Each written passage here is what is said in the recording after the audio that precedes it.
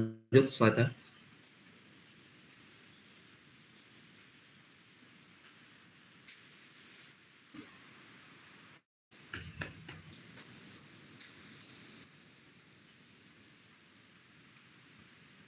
Moderator.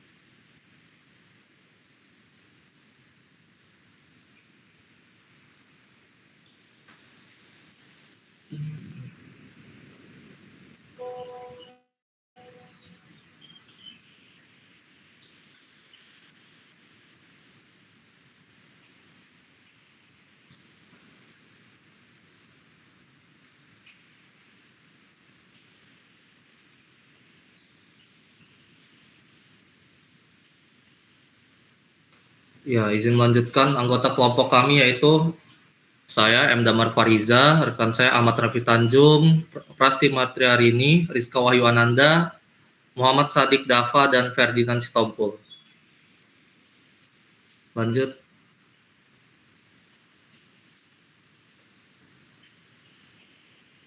Ya, masuk ke latar belakang. Instagram, yaitu platform media sosial yang telah dikenal di seluruh dunia. Saya adalah salah satu pengguna dari media sosial Instagram. Mungkin dari semua rekan-rekan yang hadir pada presentasi kali ini juga menggunakan Instagram sebagai media platform untuk berkomunikasi, untuk memposting foto, dan juga untuk berkomunikasi antar lintas dunia dan juga sesama teman-teman kalian. Dalam hal ini, kepopuleran Instagram menjadi target menarik bagi para pelaku kejahatan siber. Di tengah digitalisasi dan kemajuan teknologi, meningkatnya penggunaan platform ini juga meningkatkan risiko terjadinya serangan siber yang dapat mengancam keamanan data pribadi dan reputasi penggunanya. Dalam hal ini, terdapat kasus peretasan akun Instagram.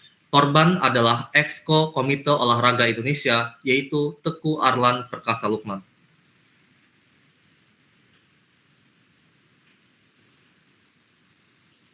Dalam presentasi kami akan membahas tentang permasalahan, yaitu pertama, bagaimana dampak peretasan akun media sosial terhadap keamanan data pribadi pengguna, serta apa saja modus pemerasan yang digunakan oleh hacker dalam mengancam dan mengeksploitasi korban.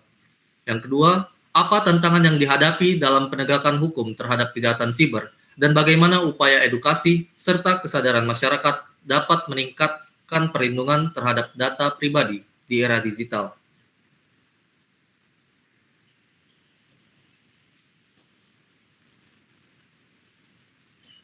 Masuk ke tinjauan pustaka, definisi kejahatan siber, yaitu kejahatan siber adalah aktivitas ilegal yang melibatkan komputer, jaringan komputer, atau internet sebagai alat utama, yang dikutip dari Gerasa 2002. Mendefinisikan kejahatan siber sebagai tindakan yang menggunakan teknologi komputer sebagai komponen utama. Sementara itu, menurut Tafani, menggambarkannya sebagai kejahatan yang melibatkan penggunaan teknologi digital untuk melakukan aktivitas ilegal.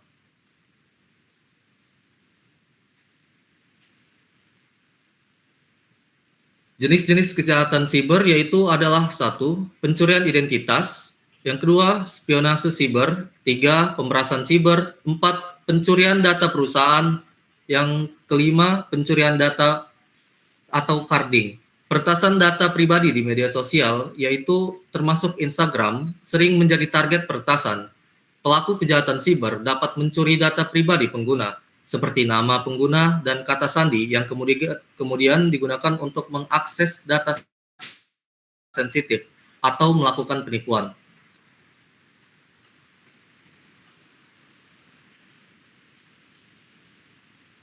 Dampak peretasan data pribadi, yaitu peretasan data pribadi dapat mengakibatkan kerugian finansial, kerusakan reputasi, dan pelanggaran privasi. Selain itu, data yang dicuri dapat digunakan untuk aktivitas ilegal lainnya, seperti pencucian uang atau penipuan identitas. Teori ahli tentang kejahatan siber dan peretasan pribadi. Yang pertama, teori kriminologi dalam kejahatan siber. Yang kedua, perspektif hukum. Dan yang ketiga, perspektif sosial.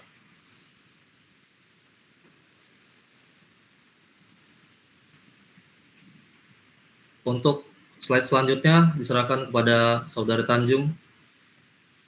Baik, untuk selanjutnya yaitu metodologi penelitian. Metode penelitian pada kali ini yaitu yuridis normatif, yaitu adalah pendekatan penelitian yang berfokus pada kajian terhadap norma-norma atau aturan hukum tertulis yang berlaku. Dalam konteks penelitian mengenai kejahatan peretasan data pribadi oleh hacker di media sosial Instagram, pendekatan ini bertujuan untuk menganalisis peraturan perundang-undangan yang mengatur tindakan tersebut serta bagaimana penerapannya dalam praktik hukum. Langkah-langkah dalam metodologi yuridis normatif diantaranya adalah yang pertama bahan hukum primer, kedua bahan hukum sekunder, ketiga bahan hukum tersier. Baik, slide selanjutnya. Untuk slide selanjutnya yaitu pembahasan. Yang pertama yaitu kronologi kejahatan. Kronologi kejadian biasanya dimulai dengan peretasan akun media sosial korban. Dalam kasus Arlan Lukman, pelaku berhasil meretas akun Instagramnya setelah mendapatkan akses ke akun tersebut. Pelaku mulai melakukan tindakan pemerasan dengan mengancam akan menyebarkan data pribadi atau informasi sensitif yang ada di akun tersebut. Jika korban tidak memenuhi tuntutan tertentu, seperti membayar uang, kejadian ini menunjukkan bagaimana hacker dapat dengan mudah mengakses dan mengeksploitasi informasi pribadi seseorang melalui platform media sosial. Terus slide selanjutnya akan disampaikan oleh rekan saya.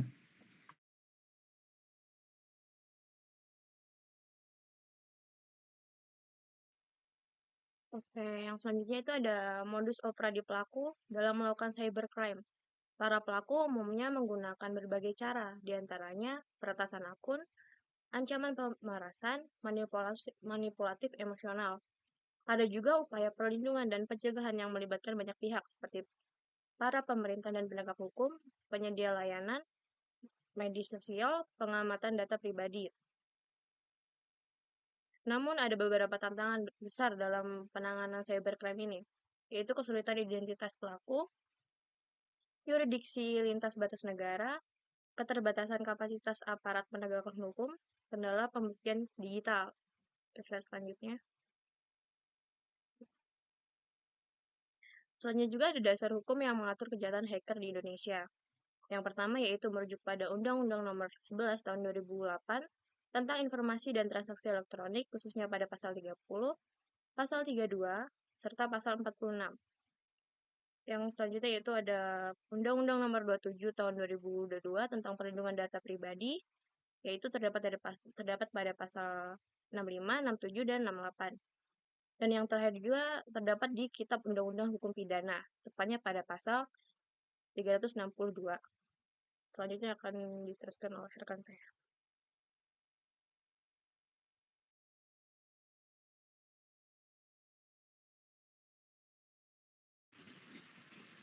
Dalam konteks hubungan telematika, hubungan antara Instagram sebagai penyedia platform media sosial dan individu pengguna diikat dalam bentuk perjanjian elektronik. Secara yuridis, hubungan tersebut bersifat kontraktual di mana Instagram bertindak sebagai penyelenggara sistem elektronik sebagaimana diatur dalam Undang-Undang Nomor 11 Tahun 2008 tentang informasi dan melalui Undang-Undang Nomor 19 Tahun 2016 serta diperkuat melalui Peraturan Pemerintah Nomor 71 Tahun 2019 tentang penyelenggaraan sistem dan transaksi elektronik. Baik, mungkin selanjutnya itu pertanggungjawaban menurut Undang-Undang ITE dan Perdata. Yang pertama, menurut Undang-Undang ITE itu terdapat pada pasal 26 ayat 1 Undang-Undang ITE sebagaimana perubahannya, yaitu substansinya itu berisi tentang setiap penyelenggara sistem elektronik itu wajib menghapus informasi elektronik dan atau dokumen elektronik yang tidak relevan serta menyediakan sistem untuk penghapusnya.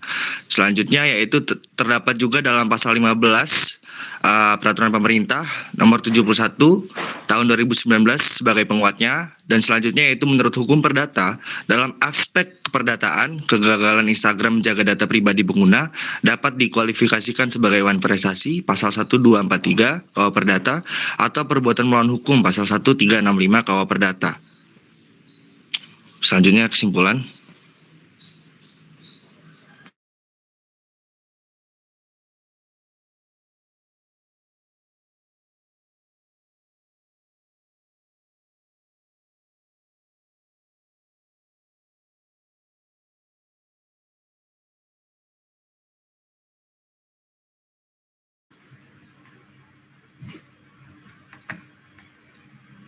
Baik, yang selanjutnya adalah kesimpulan. Mohon maaf sebelumnya, apakah suara saya terdengar? Kedengaran. Jadi yang menjadi kesimpulan dari pembahasan kami dapat dinyatakan bahwasannya kasus peretasan akun Instagram dan peretasan digital yang dialami oleh Arlan Lukman ini secara jelas memotret tantangan serius dalam penegakan hukum terhadap kejahatan cyber di Indonesia. Upaya perlindungan yang mendesak diperlukan melalui penguatan kerangka hukum yang komprehensif, termasuk optimalisasi UU ITE dan juga Undang-Undang Perlindungan Data Pribadi agar lebih adaptif terhadap dinamika kejahatan cyber. Peningkatan kapasitas aparat penegak hukum juga menjadi penting dan juga secara teknis maupun pemahaman yuridis yang mendalam menjadi krusial dalam memberantas kejahatan ini. Lebih lanjut, penyedia layanan media sosial memegang tanggung jawab signifikan dalam memperkuat sistem keamanan platform mereka dan merespon insiden kejahatan dengan cepat dan efektif. Baik, sekian yang bisa kami presentasikan pada kesempatan kali ini. Selanjutnya kepada rekan-rekan yang ingin mengajukan pertanyaan ataupun kritik saran, kami persilakan.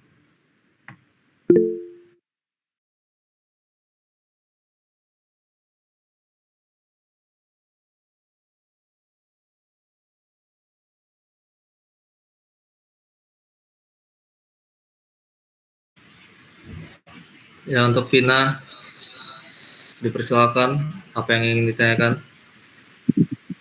Baik, perkenalkan nama saya Vina dengan SN 22520 11 11 3. Di sini saya ingin bertanya, tadi kan ngebahas kejahatan cyber di Instagram ya. Pertanyaan saya, mengapa Instagram menjadi salah satu platform yang rentan terhadap kejahatan cyber tersebut? Terima kasih.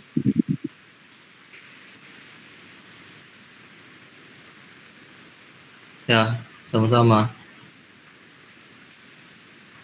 Ya, selanjutnya untuk Livia Antonia.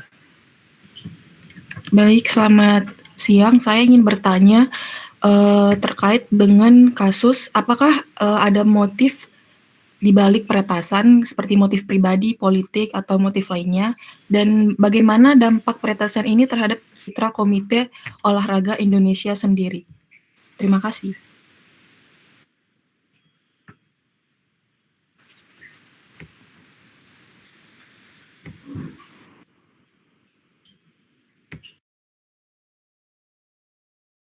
Bisa Apakah suara saya terdengar? diulang pertanyaannya? Saya ingin bertanya, apakah ada motif atau motif di balik peretasan, apakah ada motif pribadi, politik, atau motif lainnya, dan bagaimana dampaknya terhadap citra Komite Olahraga Indonesia sendiri?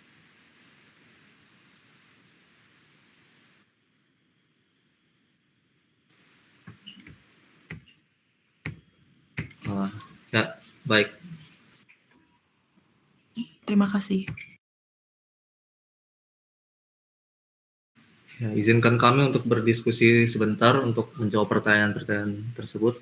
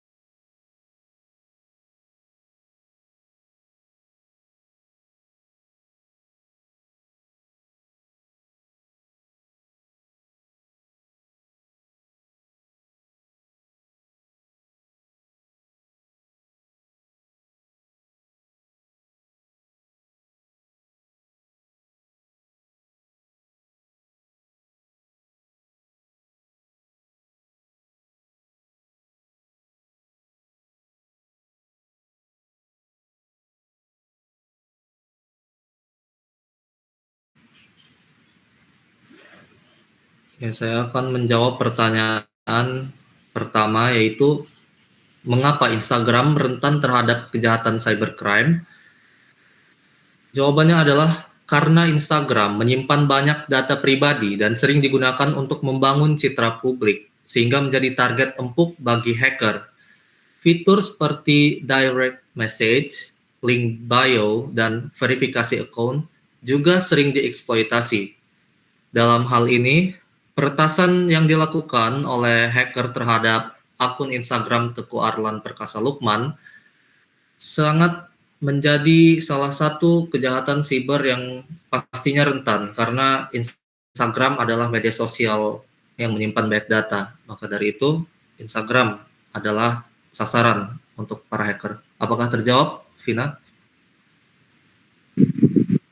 Oke, terima kasih ya. Sama. Baik, di sini Untuk pertanyaan kedua, ya, lanjut. Di sini saya akan menjawab pertanyaan yang mengapa Instagram menjadi media sosial yang rentan terhadap kejahatan cyber. Yang pertama yaitu penggunanya sangat besar dan beragam, yang dimana dengan tingkat literasi digital yang masih rendah, sifatnya visual dan terbuka, membuat banyak pengguna tanpa sadar membagikan informasi pribadi seperti lokasi, aktivitas atau identitas yang dapat dimanfaatkan oleh pelaku kejahatan. Selain yang tadi sudah dibahas, fitur direct message sering disalahgunakan untuk mengirim tautan phishing atau pesan manipulatif. Banyaknya akun palsu, bot, serta lemahnya pengaturan privasi oleh pengguna semakin memperbesar risiko, terutama dalam bentuk penipuan, pencurian identitas, dan peretasan akun. Kurangnya kesadaran akan pentingnya keamanan digital seperti penggunaan autentifikasi 2 faktor membuat Instagram menjadi ladang subur bagi para pelaku kejahatan siber.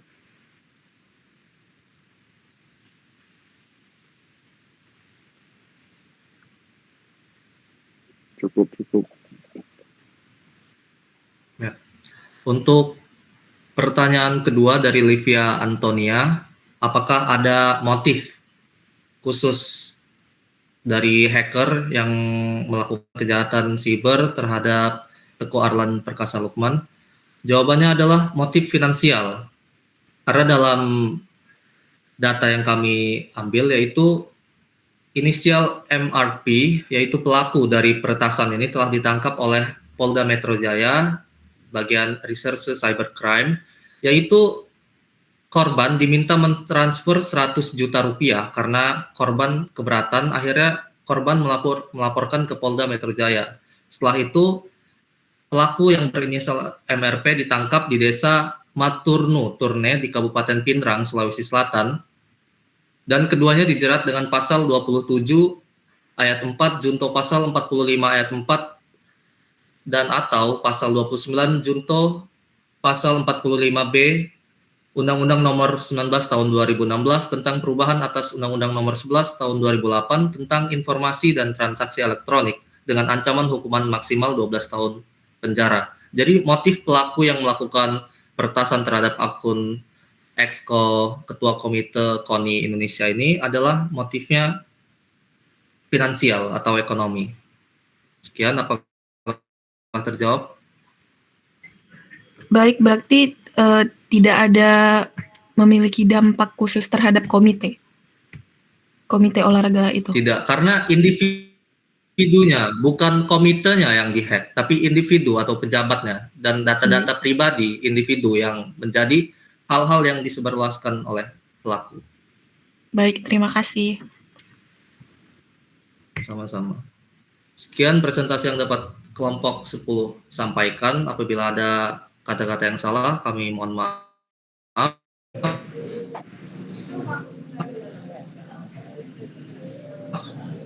Terima kasih. Wassalamualaikum warahmatullahi wabarakatuh. Waalaikumsalam warahmatullahi wabarakatuh.